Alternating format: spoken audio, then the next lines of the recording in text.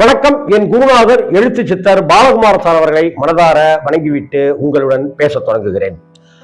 மதுரை மாநாடு. இந்த மாநாட்டுக்கு நூற்றாண்டு கண்ட பத்திரிகைகள் உள்பட சொம்பு தூக்கி இப்பவே ஊடகங்கள்லாம் ஜிங் ஜக் போட்டுட்டு இருக்காங்க.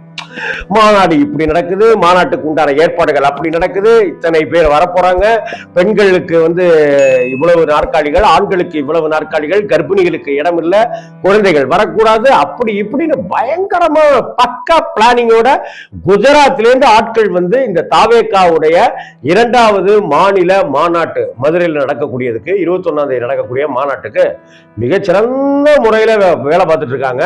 அங்க விஜய் போடுகிற திட்டங்கள், விஜய் சொல்லுகிற நான் ஆட்சிக்கு வந்தாள் அப்படின்னு சொல்லக்கூடிய திட்டங்கள் எல்லாமே சரவெடியா இருக்க போது, அதிரி புதிரியா இருக்க போது, எல்லாரையும் ஆட்டங்கான வைக்க போதுனால இங்க நிறைய பிராமண பத்திரிகைகள்